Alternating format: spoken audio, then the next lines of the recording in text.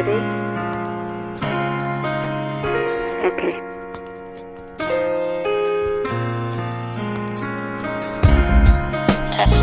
Testing. 1, 2. 1, 2. System up.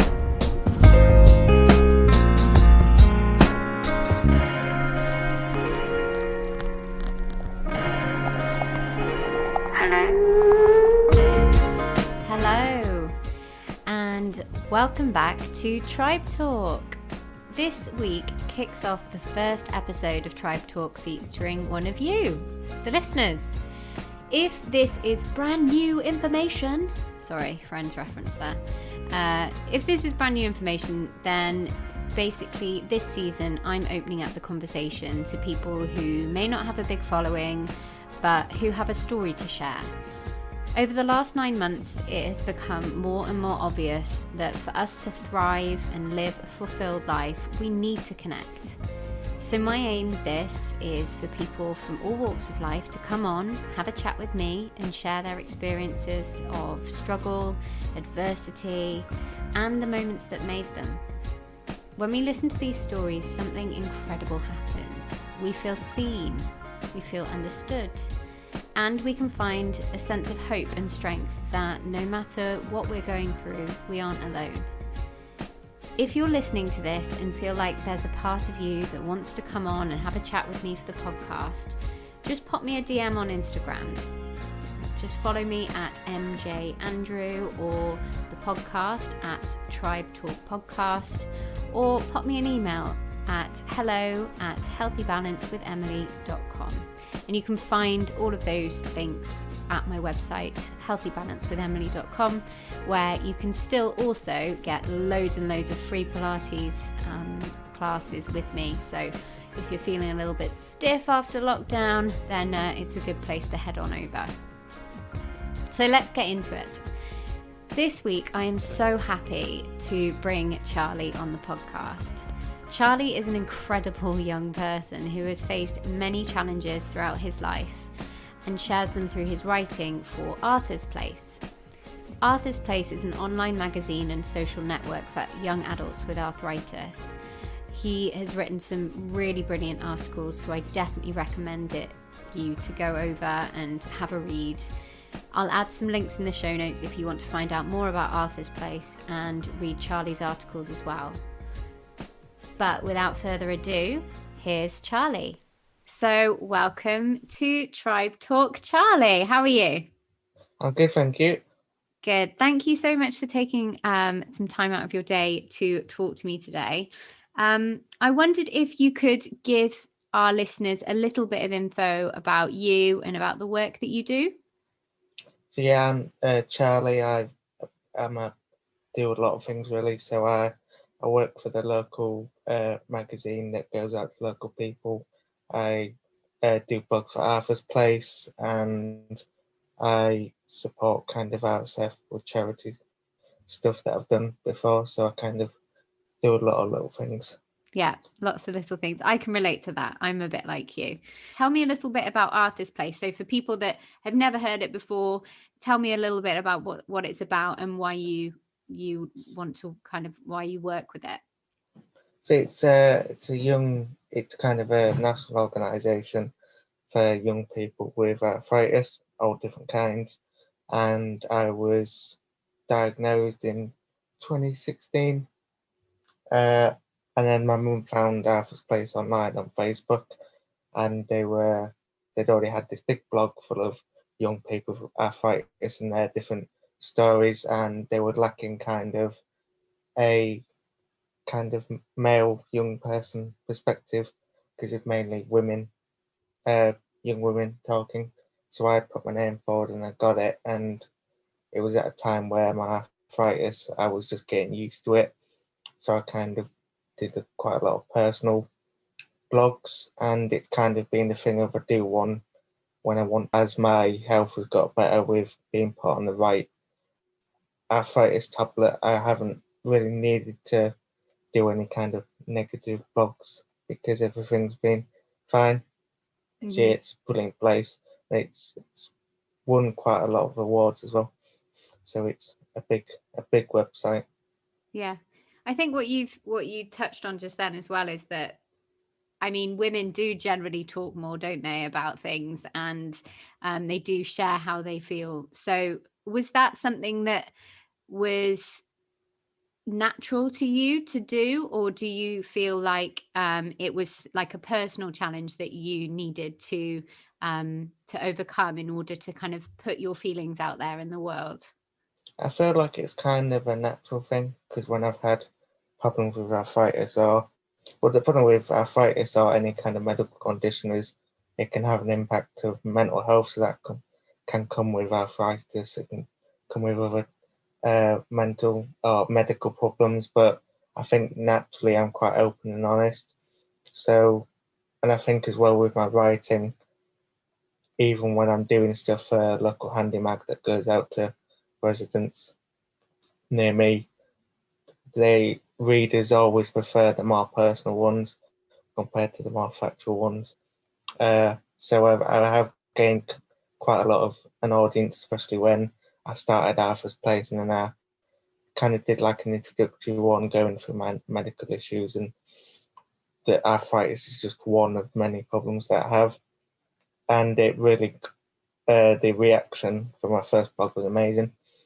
And I did more, and obviously starting off with arthritis, not on the right drug or medication, so the arthritis really hurt. Like couldn't go anywhere. Like had to get handrail installed upstairs just to get out of the bath. Because it is very, at its worst, it's very debilitating. And now as we come towards winter, like as soon as a bit of cold in the air starts, I can just feel it in my bones. Like I can feel it. It's cold. So it was just a kind of a natural transition for me to talk openly and honestly. And I think it's made kind of a difference in terms of it coming from a male's perspective, because there's a lot of men that still can't kind of bottle it up. But then again, everybody's different with how much they want to share with the world. Yeah, you're totally right. You're totally right. So, so how old are you again? I'm 21. You're 21. So, do you mind telling us a little bit about your own kind of personal journey with your arthritis? And, you can share as much or as little as you Mm. like. Yeah, so it came at a time when I'd been caring for my late uncle. Me and mum had to basically visit. He had a late lung disease that wasn't curable, so we were pretty much every single day for 6 months caring for him. And then he passed away, and I kind of was starting to get applying for jobs and starting to do some more stuff, and then bang, so it was like I think it was less than a month after he passed that it came. So it's throughout my life, it's been kind of there's always been moments where I think I'm gonna take 2 steps forward, and then there's always been something medically that comes along and goes, no, we're gonna go 2 steps back. So it kind of was like the last of a lot of medical conditions I've been diagnosed with, where it's like I'm applying for loads of jobs and it looks really hopeful, and now I've got arthritis at 17. So it's like the impact was very big, but I've learned to live with it, like a lot of the way me and my family got through not only my arthritis but a lot of other medical conditions and chronic illnesses, just to get on with it. And I was able to come out like now compared to when I got diagnosed.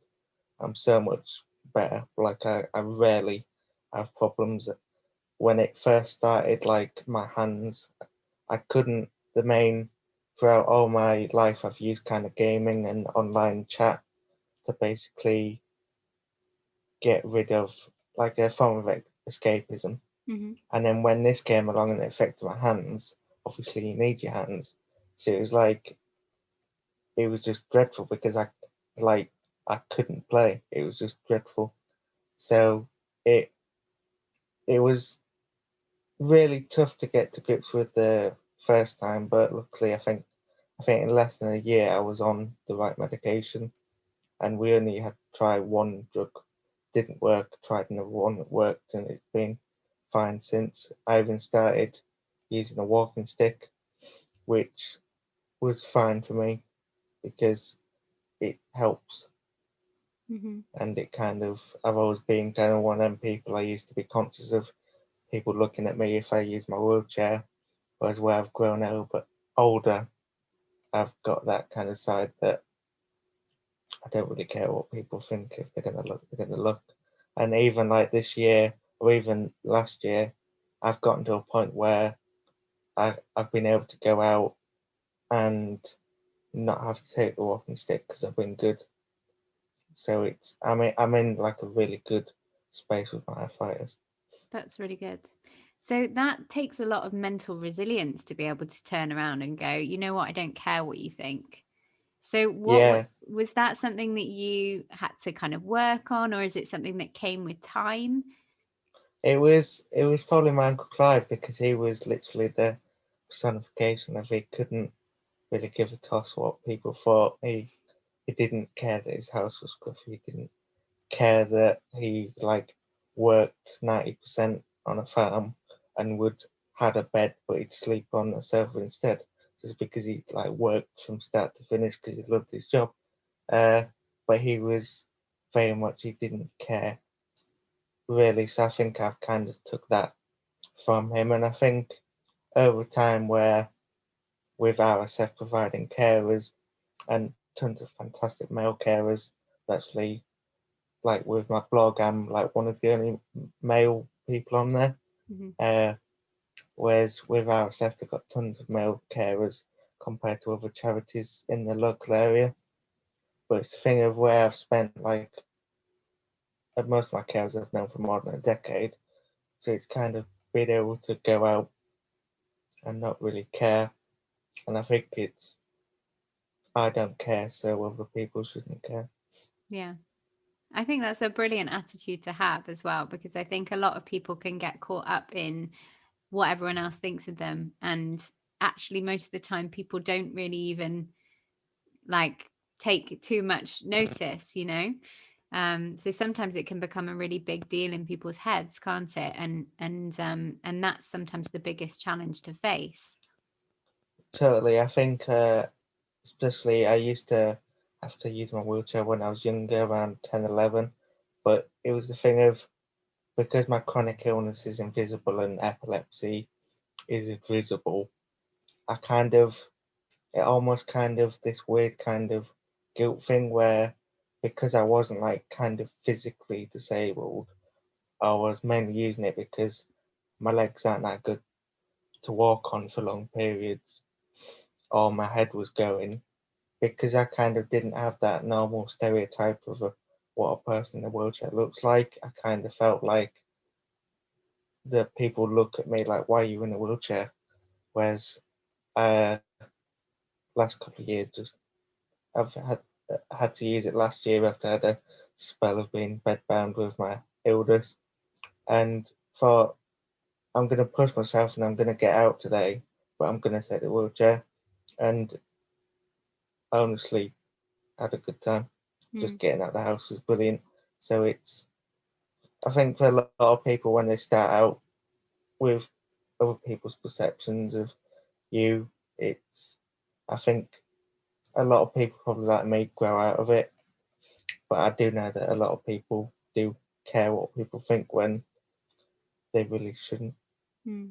And I think you're so right as well, talking about, you might not look like somebody who would be in a wheelchair, but that that's something that you needed, or it's, and I think the same can be said about mental health. A lot of people think, well, I don't look like the kind of person that will be dealing with a mental health illness, but actually that's not the case. There isn't a particular look, is there? No, it's with mental health, it's everyone has it, so it's kind of a thing of just dealing with it. And I mean, I think it was 2015 was my last kind of, oh, I had a problem with my stomach, and I was still at secondary school, but the problem with my stomach would mean that I'd be like awake till the early hours, and I was always conscious when I was still. I'm now where I am now, kind of like a downstairs, almost independent flat attached to mum and dad's house that we got done. So I've got my own independent area. But before I was upstairs, and the toilet was always right next to mum and dad's bedroom. So I always felt bad because I was having these problems, but at the same time, I didn't want to have to keep going and waking them up. So as soon as I moved down here and I've got a complete full bathroom shower, it's just as soon as I moved down here 2 years ago, all of that weight just dropped because I'm not going to wake anyone up. But I think that was causing a lot of problems with me, and then like feeling stressed at school about having to go, and then kind of had a downward spiral where I got into A level, and I think I did 4 weeks, got into 4 weeks of A level, and then was something like 14 weeks bedbound with my chronic illness. So that was like my lowest point, but it was actually RSF that intervened, because obviously when you're surrounded by the same four walls for that length of period, that length of time, it really took its toll. But it was the carers that dragged me out. And I think because I was so honest with my carers about how I felt with depression, that it's helped me when I've spoken about it in Arthur's place, or I even did a little piece for a charity called Raise, because they did a mental health awareness week or month last year, and that was one. I struggled to write it. I was emotional whilst writing it, but the response I got was just absolutely remarkable. So I think I think I learned in 2015 that when I was honest with my carers, I could be honest with anyone. And I think with my writing, I think the things I always enjoy about writing pieces is that you can get, like any kind of art or creative writing, even music, song lyrics, can emote so many different emotions. So I think always my best pieces of work are when I've dug deep. And I even did a thing of like the way I did this piece last year was I went through my entire history, but I cut it down into song lyrics, like each chapter, so people were able to also read the piece, but also go away and listen to the music That's that I amazing. was listening to at the time. So did you do the music as well?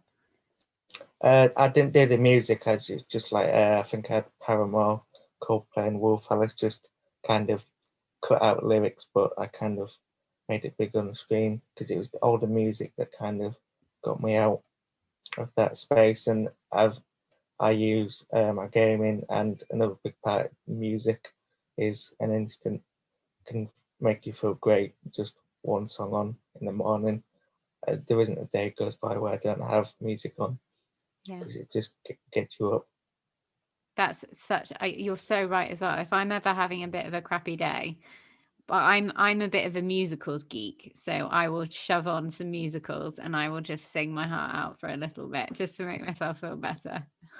Yeah, But I think Paramore and Coldplay also they're up there on my playlist, so that's good. yeah. I loved it because Paramore did an album that was about dealing with depression, but the music itself was happy. So it's kind of the ultimate juxtaposition of sad lyrics, happy music, Yeah, which I thought it really resonated with me. yeah, And I felt pretty much every song I could relate to on a deeply personal level, yeah, which is why I love music. And films can do the same thing. yeah. What would be your go-to films if you're Definitely, big one is Ted 2 because I'm a massive Seth MacFarlane fan, and I'm a big kind of darker sense of humour, but also silly. And I think Ted 2 has that in spades. That's I've got to watch that about at least over 20 times. So if I'm feeling crappy, I'll just put that on. Uh, I don't really have any others. It's kind of comedies. So it's good. stupid comedies, or I'll just check on Family Guy, and that'll be good. So you mentioned talking about, you don't care. You've learned not to care what other people think, and you've kind of come through quite a lot of different struggles, both physical and mental. What would you say is a piece of advice, or whether it be somebody showing you or telling you, that maybe has resonated with you during those times? So I think piece of advice would, from me to someone else, would be to don't kind of deny what you're feeling, like, because I was feeling in my darkest hour in 2015. I was thinking about brief flashes of suicide, if I'm being honest, Mm-hmm. because I didn't feel like my quality of life was there. But it's just to don't deny the feeling, but don't just think of the thing that got me out of those thoughts was thinking of the reactions of people, and what you'd leave behind if I was to do that. But it was with me being honest to my carers and just putting everything on the table and going, this is how I'm feeling. And then my carer going, I've been there before, so I know. So it's like, you're a fantastic person. Just pull yourself out. Once we get you on the right med, you'll be fine. So I think it's no tip number one would be just be honest with yourself. Don't deny what you're feeling. Number two, if you can, if you had the courage to be honest with the people around you, or would that be family, friends, carers, whatever, reach out, because they will totally understand.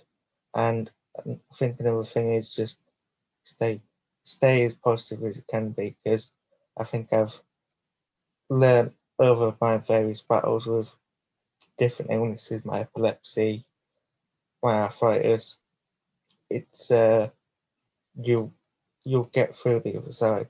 But it's just a thing of, I think that's what some people would wear. Mm. And I think as well with my chronic illness, it means I am in a lot of the time, regardless of ongoing stuff in the world. But it's kind of as well, because I'm used to it. It's kind of been almost this year like now everybody else in the country knows exactly what my week is. Yeah. But that's the kind of life of someone with a chronic illness, that I don't get to go out all the time. I don't get to go to the pub. I don't get to go to the cinema. So everything that's kind of happened this year has almost been kind of like, this is what people with chronic illnesses across the UK and across the world, this is their lives. This is how limited it can be, but it can also be, it doesn't make it uh, any less brilliant. Yeah. I think you are everything you've just said then. I was just like nodding away like that. It's so everything was so spot on. And I think you're you're so wise, and like you've obviously really had to think about all of this. And I think that you are 100% right. So many people don't know what it's like to live with chronic illness. I don't know what it's like to live with a chronic illness, but I do know what it's been like to live in lockdown and have the same four walls. So that understanding, I guess, I assume a little bit refreshing for you, because now the things you've been saying, I'm guessing more people can kind of relate to it.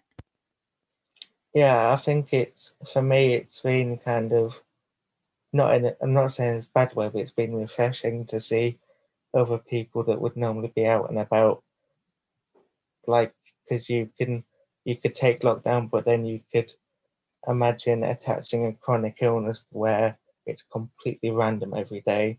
One day you wake up, you feel completely fine. Another day you wake up, you feel like hell. Your head, it feels dreadful.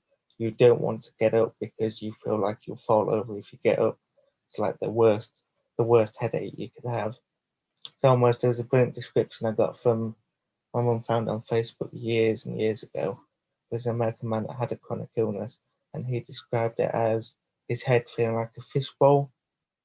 So it's like the water swaying. That's kind of the feeling. So I think this year it's kind of, for me, and I think for other people with chronic illnesses, it's kind of been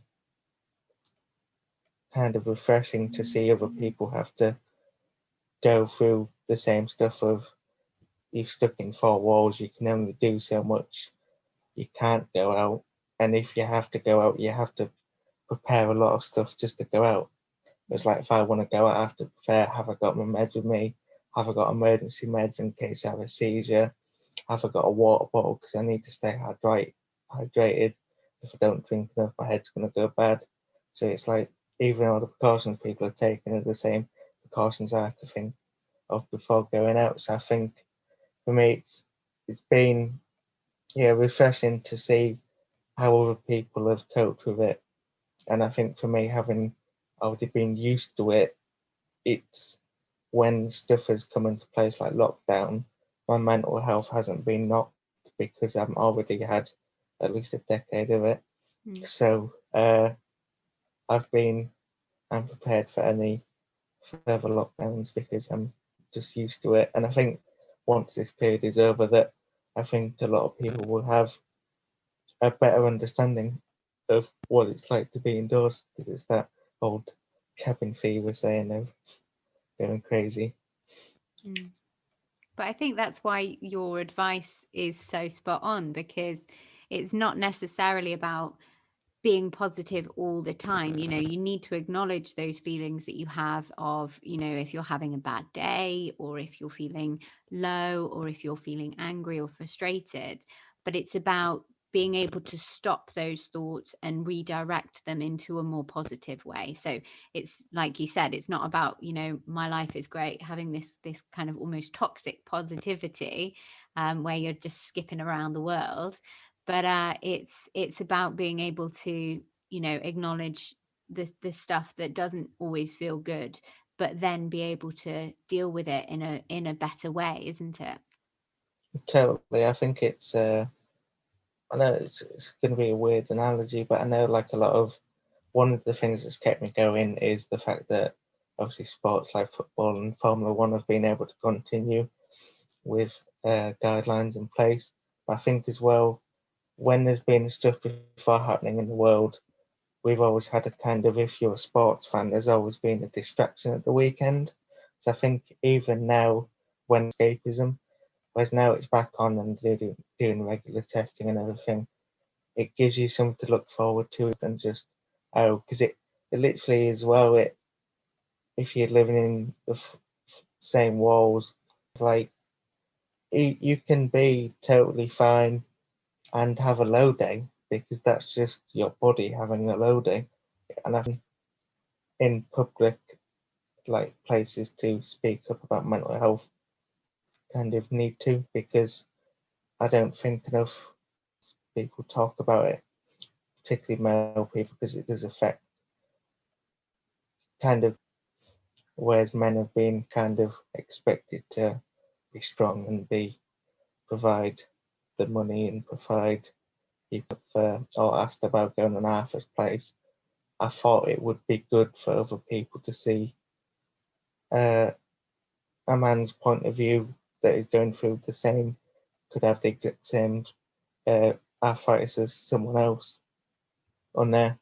So I do think it's a thing of just take the positives. There's going to be low days because I think that's just life in general. You can just wake up. You can wake up, you can feel great, or you can wake up and you can feel bad. But I think it's just natural. And I think the more people kind of, the analogy I was going to say is that a lot of footballers or sports people say when they've had like a row of bad results, they will take that and try and transform it into energy. So when they're back on form, they've used it to get through. And I know that, like Lewis Hamilton, F1 six-time world champion now, about to be seven world champion, he still says that he treats every single race like the first one. And you can take that and you can treat every single day like it's your first one. You can treat every single day like it's your last one. And I think it's a thing that people with severe illnesses often not end up living each day as if it's the last, which I think when we see that on Stand Up to Cancer or stuff like that is a thing that maybe we don't have to keep that attitude for illnesses. Maybe we can use that every day. I know that Chris Martin from Coldplay does a thing every single day. He'll get up, he'll sit at his table, and he'll just write down whatever thoughts he's got in his head, good or bad, for 12 minutes. Just move on. Just everything is out of my head for 12 minutes. That's it. This is today. Get on with it. Yeah, just in the morning. Like I find when I wake up, it takes me like I'm just a zombie. So I need a good 20 minutes before I can even process what's going on. It's just like get that coffee in me, get that coffee in me. You know, we've kind of already said about your advice to people, which I think is so spot on. And I think that the work that you do is so vital because you're so right in terms of, you know, men don't talk as much. Because, I mean, you've only got to look at the phrase man up and there it is, you know. But the reality of it is that a lot of men do struggle with mental health and the male suicide rate is horrific. So more like people like you who are stepping out and talking about how you feel and raising awareness for things are exactly what we need in this world. So thank you for you just being you and putting yourself out there and writing about your experiences to help other people. Yeah, I mean, I think as well, like social media can often be kind of seen as, oh, it's really negative, but one of the things that keeps me going each day is I've got a group of friends that I met online through a film group, and we basically made a much smaller group, 50 people, and we've been in this group for 2 years now, and we managed to meet up just before March, our second meetup in real life. But it's a thing of we got quality over quantity, and my mum and dad went with me to this meeting, the first meetup we had in York, and my mum and dad came out of it, and they were like, if you were to just look on to all these different people of different age groups, different personalities, you would never say we fit together. But literally every morning, the first thing I check is what's going on in the film group because we've become like best friends, all of us. We're like a little kind of tight knit family.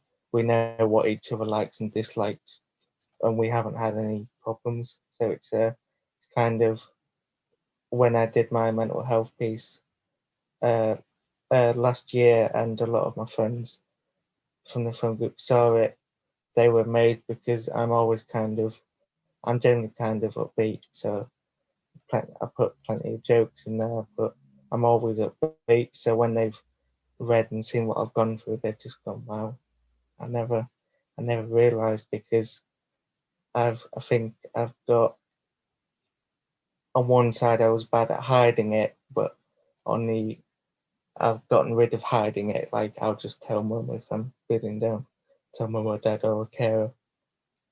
But I think it's my personality has always been kind of generous and upbeat, and I think that's why when I went through that tough period in 2015, and then my family have read about it 5 years later online, they've gone, I never even noticed. It's like because I'm always happy, because I'm always got a smile on my face, and because I was good at hiding it. So I kind of think about I wouldn't have known. And I think that bits of advice is don't hide it, because I've got a thing with my autism where I just have an automatic response. So if mum says, how are you feeling today? I'll just go fine. It's like in my brain just to do it. But I've learned not to do that because it isn't helpful. So I'd say like the last piece of advice is just to don't hide it. Just if you're feeling bad, just say it. And I think in our household we've made it so it's just open. If you want to talk to me, talk to me. Yeah. It's much better to get it out there than to kind of keep it in, isn't it? Yeah, totally. Well, Charlie, thank you so much for sharing a bit about you, sharing about Arthur's Place as well. It's been so lovely to talk to you, and your advice as well has been absolutely spot on. So thank you so much for everything. Thank you for inviting me. Loved it. So there we have it. I'm so thankful and so grateful for Charlie coming on, sharing his story, and I think that his takeaways in life are just brilliant. So thank you to him. As I said at the beginning of the episode, if you want to come on, if you want to have a chat, if you've got a story to share that you think other people will really benefit from, get in touch with me. Make sure that you subscribe to the podcast, Tribe Talk Podcast. Follow me on Instagram at MJAndrew and at Tribe Talk Podcast. And I will see you guys very soon.